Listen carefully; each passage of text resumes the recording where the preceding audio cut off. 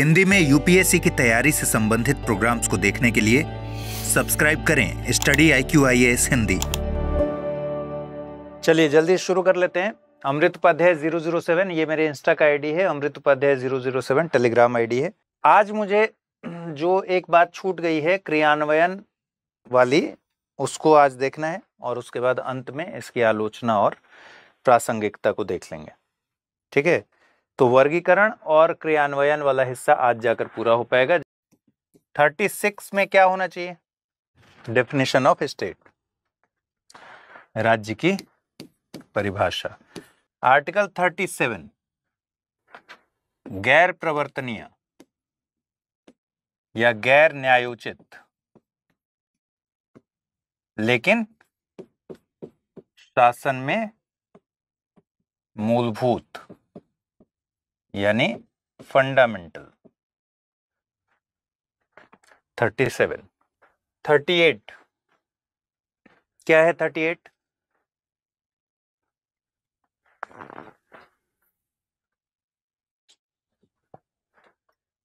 लोक कल्याण की अभिवृद्धि के लिए सामाजिक व्यवस्था।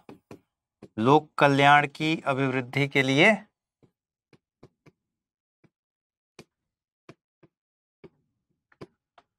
सामाजिक व्यवस्था।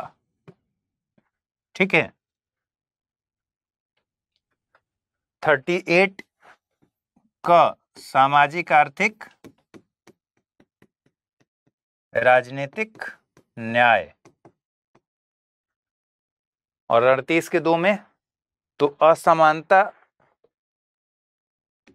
कीवर्ड लिख लीजिए। असमानता को समाप्त करना। 39 में क्या है? राज्य के लिए अनुसरणीय नीतियां।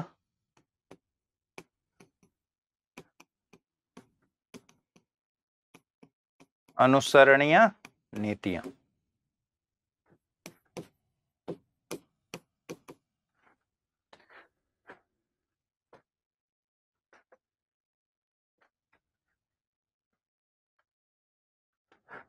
कौन कौन सी नीतियां हैं? क से लेकर च तक 6 तरह की नीतियां हैं। तो 6 तरह की नीतियां कौन कौन सी होंगी? ये ऐसे बना रहे हैं ना आप लोग अपने कॉपी पर। 36, 37 गैर न्यायोचित शासन में मूलभूत, 38 लोक कल्याण, सामाजिक राजनीतिक आर्थिक न्याय और असमानता की समाप्ति, और फिर 39 में राज्य के लिए अनुसरणीय नीतियां। ऐसे ही आपको भी अपने कॉपी पर बनाना है।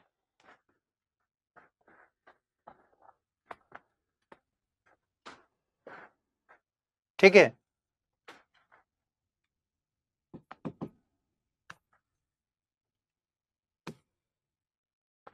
और थोड़ा छोटा करना पड़ेगा। सिर्फ राज्य, गैर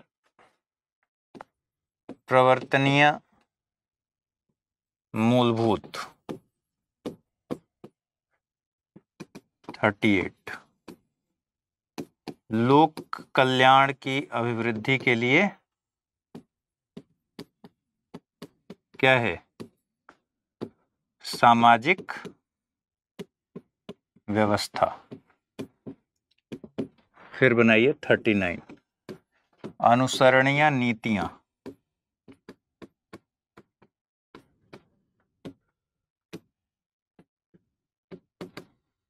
क पर्याप्त आजीविका के पर्याप्त साधन, तो केवल क्या लिख लेंगे? आजीविका।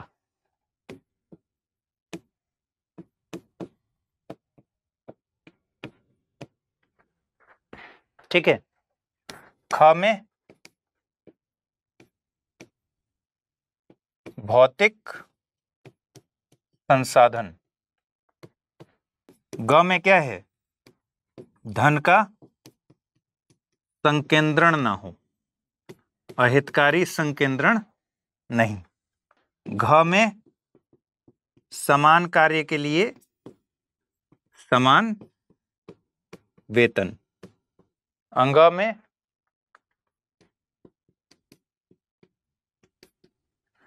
और च में कर्मकारों, पुरुष और स्त्री कर्मकारों और बालकों की सुकुमार अवस्था का दुरुपयोग न हो। ठीक है, तो कीवर्ड में सुकुमार अवस्था लिख सकते हैं, सुकुमार अवस्था का दुरुपयोग न हो, उससे याद आ जाएगा। और बालकों की को गरिमामय वातावरण में और स्वतंत्र वातावरण में उनका स्वस्थ विकास हो, ये है 39 च में। तो बालकों का स्वस्थ विकास।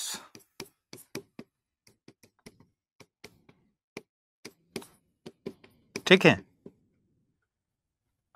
40 ग्राम पंचायत। 41 काम पाने और शिक्षा पाने और कुछ दशाओं में जैसे कि बुढ़ापा, बेरोजगारी, अक्षमता, इन सब में लोक सहायता पाने का अधिकार। तो क्या कह सकते हैं इसको? बुढ़ापा, बेरोजगारी इत्यादि में, या ऐसे ही लिख लीजिए काम, शिक्षा, लोक सहायता पाने का अधिकार। ठीक। 42 में क्या है?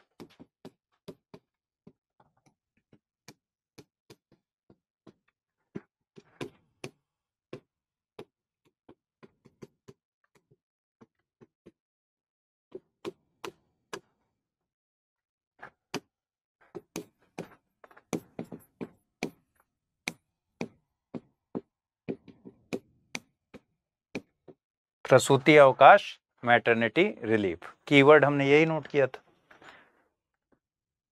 ठीक है, मैंने मैटरनिटी लीव नहीं, मैटरनिटी रिलीफ। उस कहानी में अवकाश लिखा हुआ है, लेकिन वो मैटरनिटी रिलीफ का पार्ट है। ठीक है। 43 क्या है?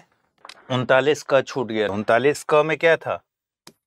39 का जो कि 42वें अमेंडमेंट के जरिए जोड़ा गया था, उसमें था फ्री लीगल एड, मुफ्त विधिक सहायता। 42 में प्रसूति सहायता, 43 में निर्वाह मजदूरी।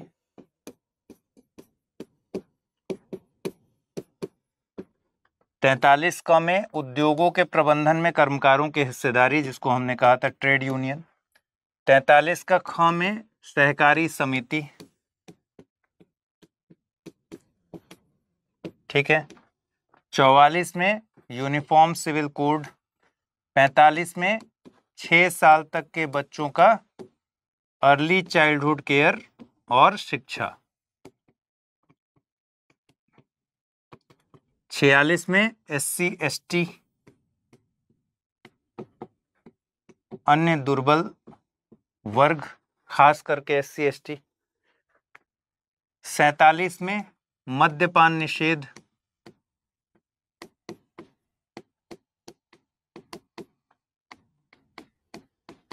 48 में गोवध निषेध।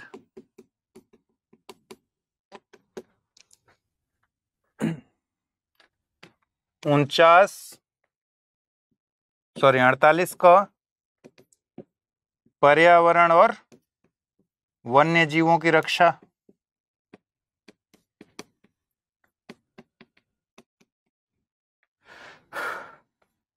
और हमने क्या देखा था? 39 का, 43 का, 48 का, ये कब अमेंडमेंट होकर जुड़े थे?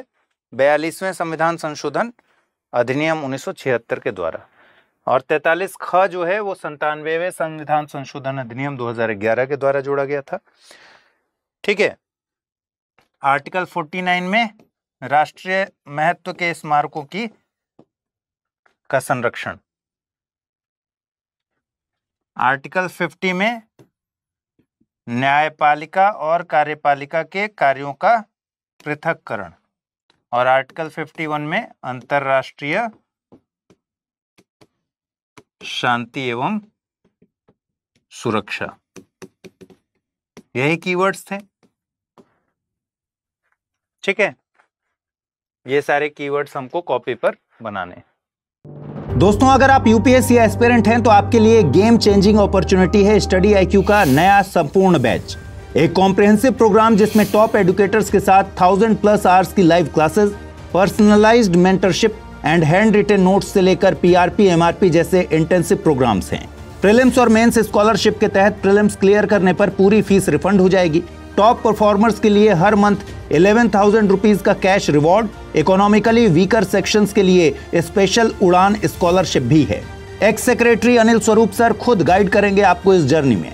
स्टडी आईक्यू पर 2 करोड़ इंडियंस का ट्रस्ट है और अब संपूर्ण बैच के साथ आपका यूपीएससी ड्रीम भी होगा अचीव। सिल्वर, गोल्ड या platinum, choose the plan that fits your needs. आपको करना क्या है, स्टडी आईक्यू वेबसाइट पर जाइए, यूपीएससी संपूर्ण बैच पर क्लिक कीजिए and once you click on buy now आप देख सकते हैं डिस्काउंट कोड्स। वहां पर टाइप कीजिए अमृत लाइव एंड आपको मिलेगा सबसे lowest price. And obviously your IAS journey starts here. अब क्रियान्वयन देखिए, आर्टिकल 39 ख, भौतिक संसाधनों का क्या करना है, इस तरह से बंटवारा करना है कि सामूहिक हित हो। तो आर्टिकल 39 ख के तहत मतलब उसको क्रियान्वित करने के लिए भूमि सुधार कार्यक्रम चलाए गए, कृषि सुधार कार्यक्रम चलाए गए, कई सारे कानून इस संबंधित बने, जैसे हदबंदी कानून, लैंड सीलिंग एक्ट जो है, और भूमि सुधार से रिलेटेड कई सारे कानून बने। तो भूमि सुधार और कृषि सुधार कार्यक्रम जो हैं वो नीति निर्देशक तत्वों में आर्टिकल 39 ख को क्रियान्वित करने के लिए हुए। 39 ग, धन का संकेंद्रण ऐसा ना हो कि अहितकारी हो, तो बैंकों का राष्ट्रीयकरण किया गया, ठीक है, 69 में। इसी तरीके से LIC इंश्योरेंस को का राष्ट्रीयकरण किया गया।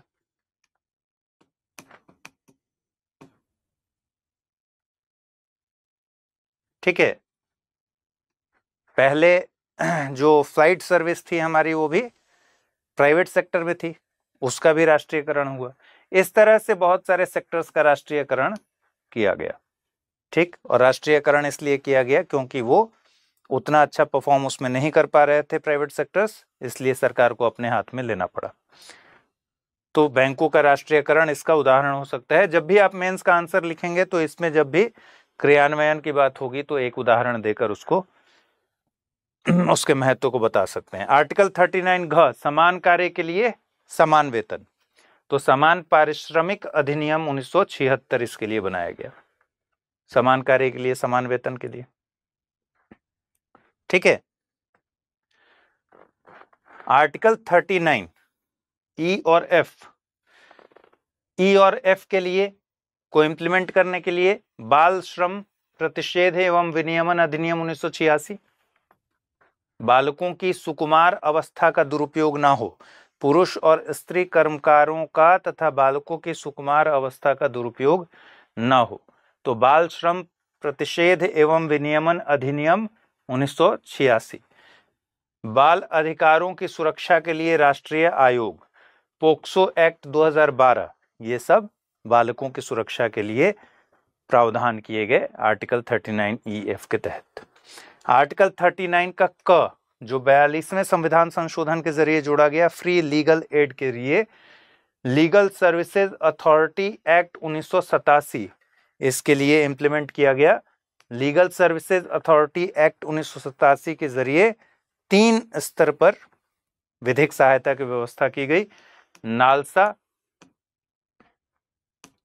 ठीक है, national legal service authority, services authority, state level पर SALSA और डिस्ट्रिक्ट के लेवल पर डालसा, त्रिस्तरीय व्यवस्था की गई ताकि किसी भी गरीब व्यक्ति को मुफ्त में विधिक सहायता उपलब्ध हो। ठीक है, आर्टिकल 40 ग्राम पंचायत, 73वें संविधान संशोधन अधिनियम के द्वारा संविधान में ही भाग 9 को जोड़ दिया गया और त्रिस्तरीय पंचायत व्यवस्था को लागू किया गया। आर्टिकल 41 काम पाने, शिक्षा पाने, बुढ़ापा, बेरोजगारी, अक्षमता, इस तरह की अवस्था में लोक सहायता पाने का अधिकार। वृद्धावस्था pension scheme, old age home का कॉन्सेप्ट, सीनियर सिटीजन्स के लिए विशेष छूट देना, rights of persons with disabilities act 2016, ये सब क्या है? आर्टिकल 41 के तहत इंप्लीमेंट उसको करने के लिए किया गया। ठीक है। आर्टिकल 42, मानवोचित कार्य की दशाएं और प्रसूति अवकाश, प्रसूति रिलीफ, जिसके तहत प्रसूति अवकाश भी दिया जाता है। तो मातृत्व लाभ अधिनियम 1961, फैक्ट्रीज एक्ट 1948, काम की मानवोचित दशाएं और प्रसूति रिलीफ देने के लिए क्या क्या किया गया? आर्टिकल 42 को इंप्लीमेंट करने के लिए मातृत्व लाभ अधिनियम 1961 और फैक्ट्रीज एक्ट 1948 को इंप्लीमेंट किया गया। ठीक। आर्टिकल 43, न्यूनतम मजदूरी अधिनियम, वर्कर्स कंपनसेशन एक्ट इत्यादि। ठीक है। खादी एवं ग्रामोद्योग आयोग, अखिल भारतीय हथकरघा बोर्ड बनाया गया, सिल्क बोर्ड इत्यादि, इन सब का प्रावधान कब किया गया? आर्टिकल 43 के इम्प्लीमेंटेशन के लिए। आर्टिकल 43 का क, ट्रेड यूनियंस एक्ट, उद्योगों में के प्रबंधन में कर्मकारों की हिस्सेदारी बढ़ाने के लिए। आर्टिकल 43 ख, सहकारी समितियों को गठित करने और उनके विकास के लिए सहकारी समिति अधिनियम। संविधान का भाग 9 ख, जो सहकारी समितियों के लिए ही है स्पेशली। फिर आर्टिकल 45, 86वें संविधान संशोधन के जरिए 21 क फंडामेंटल राइट्स में शामिल किया गया। 45 के उद्देश्यों को और सशक्त बनाते हुए इसको तो फंडामेंटल राइट्स में ही डाल दिया गया। ठीक है। आर्टिकल 46, SC ST और अदर बैकवर्ड क्लासेस के लिए शैक्षणिक संस्थानों और नौकरियों में आरक्षण की व्यवस्था जो है वो इसको ध्यान में रखते हुए ही है। सिविल अधिकार संरक्षण अधिनियम 1955,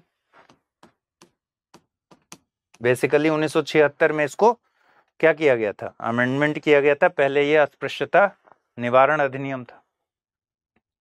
अनुसूचित जाति एवं जनजाति अत्याचार निवारण अधिनियम 1989, अनुसूचित जाति और जनजातियों के लिए राष्ट्रीय आयोग, ये सारी व्यवस्थाएं आर्टिकल 46 के हितों को क्रियान्वित करती हैं। आर्टिकल 47, स्वास्थ्य और मद्यपान निषेध। ठीक है। National rural health mission, urban health mission, स्वच्छ भारत अभियान, आयुष्मान भारत स्कीम, परिवार नियोजन कार्यक्रम, सामुदायिक स्वास्थ्य केंद्रों के स्थापना इत्यादि सारे हेल्थ से रिलेटेड जितने भी स्कीम हो सकते हैं ये सब आर्टिकल 47 के तहत आ सकते हैं। ठीक है। आर्टिकल 47 के क्रियान्वयन के तहत आ सकते हैं। आर्टिकल 48, ठीक है। आर्टिकल 48 में कृषि तथा पशुपालन को आधुनिक वैज्ञानिक तरीकों से उनका विकास करना और साथ ही जो दुधारू नस्ल हैं, दुधारू जो मवेशी हैं, गाय और बछड़े जैसे, उनके वध को रोकना है। ठीक है। और वाहक पशु जैसे बैल वगैरह, इन सब के वध को रोकना है और इनकी नस्लों में सुधार भी करना है। तो कृषि और पशुपालन से संबंधित और जो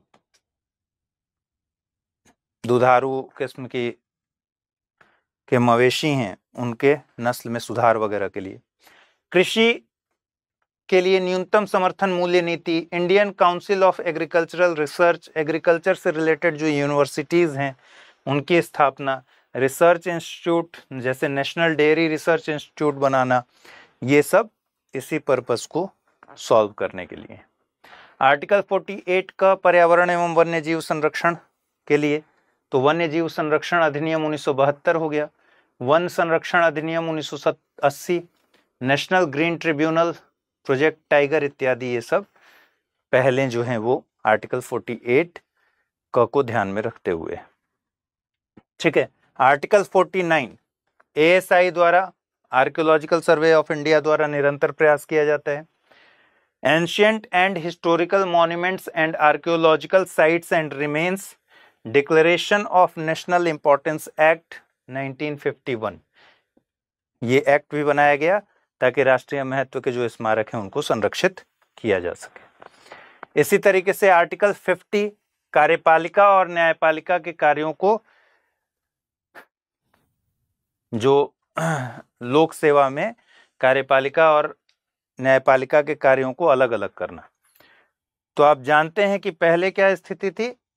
पहले स्थिति थी कि जब तक CRPC इम्प्लीमेंटेड नहीं था तब तक की ये स्थिति थी कि जिला का जो एग्जीक्यूटिव हेड होता था वही अपना सुनवाई करता था केसेस की भी, यानी न्यायपालिका का भी काम करता था। लेकिन CRPC आने के बाद से न्यायपालिका के जिम्मे सारा काम शिफ्ट हो गया।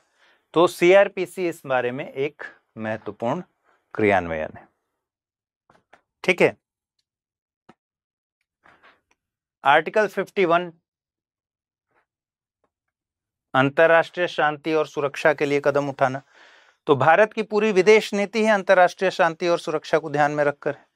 पंचशील सिद्धांत हो गया, गुट निरपेक्षता हो गया, परमाणु निरस्त्रीकरण हो गया, नाभिकीय जो हमारे पास ताकत है उसमें नो फर्स्ट यूज की पॉलिसी, युद्ध हम पहले आक्रमण नहीं करते।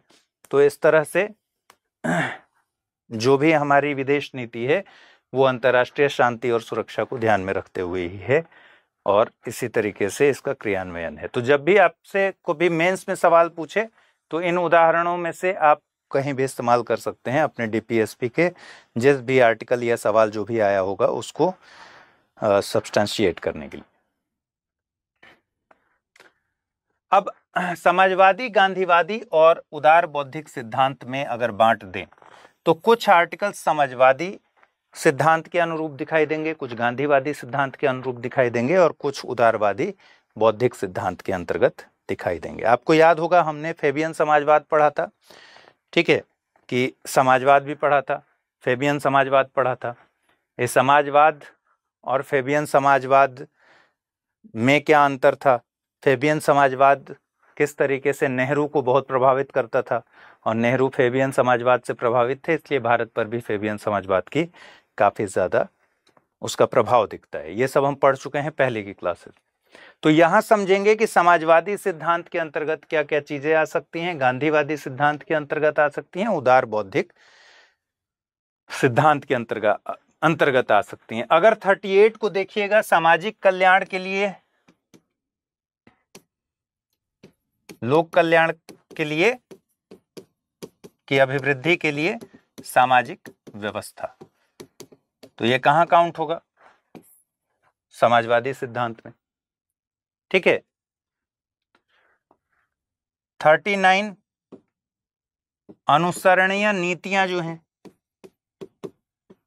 राज्य द्वारा अनुसरणीय नीतियां, जिसमें आजीविका के पर्याप्त साधन, ठीक है, भौतिक संसाधनों का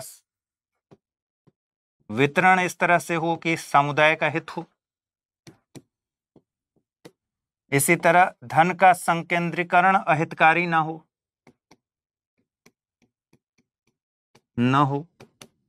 ठीक है, समान कार्य के लिए समान वेतन मिले पुरुषों और महिलाओं को, और पुरुष और स्त्री कर्मकार तथा बच्चों की जो सुकुमार अवस्था है उसका दुरुपयोग ना हो, उनका शोषण ना हो, तो सुकुमार लिख लीजिए, और बच्चों को गरिमामय वातावरण में और स्वतंत्र वातावरण में स्वस्थ विकास हो। तो 39 क से 39 च ये समाजवादी सिद्धांत के अंतर्गत दिखता है। समाजवादी विचारधारा के अंतर्गत दिखता है। इसी तरीके से 39 का क है, फ्री लीगल एड, गरीबों को निःशुल्क विधिक सहायता दी जाए, यह भी समाजवादी विचारधारा से प्रभावित है। आर्टिकल 40 इस बीच में नहीं है, जो कि गांधीवादी विचारधारा से प्रभावित है, ग्राम पंचायत। आर्टिकल 41, काम पाने, शिक्षा पाने, बुढ़ापा, बेरोजगारी, अशक्तता इत्यादि की स्थिति में लोक सहायता पाने का अधिकार, समाजवादी सिद्धांत के अंतर्गत है। आर्टिकल 42, काम की मानवोचित न्याय जो दशाएं हैं, ठीक है, न्याय संगत मानवोचित दशाएं और प्रसूति रिलीफ, मैटरनिटी रिलीफ की सुविधा का अधिकार, ये भी कहाँ आ रहा है? समाजवादी सिद्धांत। 43, 46, 43 का क और 47, ये सारा समाजवादी सिद्धांत के अंतर्गत है। गांधीवादी सिद्धांत में बात करेंगे तो 40 ग्राम panchayat,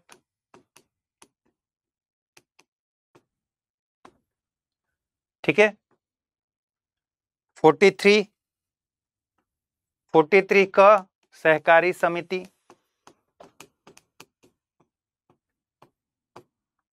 46 SC ST OBC, OBC मतलब अदर बैकवर्ड, जो अन्य दुर्बल वर्ग हैं, ये OBC नहीं है, ये है अदर वीकर सेक्शन, ठीक है। 47 में मद्यपान निषेध, 48 में गोवध निषेध, ये सब गांधीयन फिलॉसफी के साथ जुड़ा हुआ है। और कई सारे गांधीयन फिलॉसफी और समाजवादी फिलॉसफी में आपको ओवरलैप्ड भी दिखेंगे, जैसे 43 यहां भी है और 43 गांधीयन फिलॉसफी का भी पार्ट है, ठीक है। 46 यहां भी दिख रहा है और गांधीयन फिलॉसफी में भी दिख रहा है। 47 समाजवादी फिलॉसफी में भी दिख रहा है और गांधीयन फिलॉसफी का भी पार्ट दिख रहा है। तो कई सारे ओवरलैप्ड आपको दिखेंगे। अब आइए उदारवादी बौद्धिक सिद्धांत। उदार बौद्धिक सिद्धांत में जो भी मॉडर्न डिमांड की चीजें हैं, जैसे आर्टिकल 44 यूनिफॉर्म सिविल कोड, इस पर उदार बौद्धिक सिद्धांत का प्रभाव है। आर्टिकल 45, इसको भी आप समाजवादी के साथ साथ उदार बौद्धिक में रख सकते हैं, तो समाजवादी के साथ भी रख सकते हैं। आर्टिकल 48 और 48 का क, ठीक है, कृषि और पशुपालन के लिए आधुनिक वैज्ञानिक प्रणालियों का इस्तेमाल करके उनका ग्रोथ करना। 48 का क, वन्य जीव संरक्षण और पर्यावरण का संरक्षण, तो ये भी उदार बौद्धिक सिद्धांत के अंतर्गत आ जाता है। 49, 50 और 51 ये तीनों भी उदार बौद्धिक सिद्धांत के अंतर्गत आ जाते हैं। तो अब आपका काम ये है कि एक चार्ट बनाइएगा और उसमें आर्टिकल वाइज लिखकर, या ऐसा लिख लीजिएगा, समाजवादी, गांधीवादी और उदार बौद्धिक।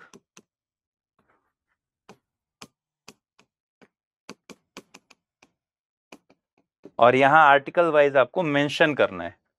38, ठीक है, 39 यहां, 40 यहां, 41 यहां, इस तरह से आपको मेंशन करते चलना है। चलिए, अब आज भी ये आलोचना वाला हिस्सा नहीं हो पाएगा, ये कल कर लेंगे। आज के लिए इतना ही रखते हैं। दोस्तों, अगर आप यूपीएससी एस्पिरेंट हैं तो आपके लिए गेम चेंजिंग अपॉर्चुनिटी है स्टडी IQ का नया संपूर्ण बैच।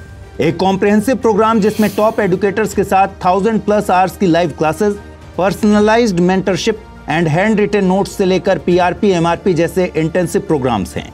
प्रीलिम्स और मेंस स्कॉलरशिप के तहत प्रीलिम्स क्लियर करने पर पूरी फीस रिफंड हो जाएगी। टॉप परफॉर्मर्स के लिए हर मंथ 11,000 रुपीज का cash reward. Economically weaker sections के लिए स्पेशल उड़ान स्कॉलरशिप भी है। X secretary Anil Swarup sir खुद गाइड करेंगे आपको इस जर्नी में। स्टडी IQ पर 2 करोड़ इंडियंस का ट्रस्ट है और अब संपूर्ण बैच के साथ आपका यूपीएससी ड्रीम भी होगा अचीव। सिल्वर, गोल्ड या platinum, choose the plan that fits your needs. आपको करना क्या है, स्टडी IQ वेबसाइट पर जाइए, यूपीएससी संपूर्ण बैच पर क्लिक कीजिए and once you click on buy now आप देख सकते हैं डिस्काउंट कोड्स। वहां पर टाइप कीजिए अमृत लाइव एंड आपको मिलेगा सबसे lowest price and obviously your IAS journey starts here. Hindi में यूपीएससी की तैयारी से संबंधित प्रोग्राम्स को देखने के लिए सब्सक्राइब करें स्टडी IQ IAS हिंदी।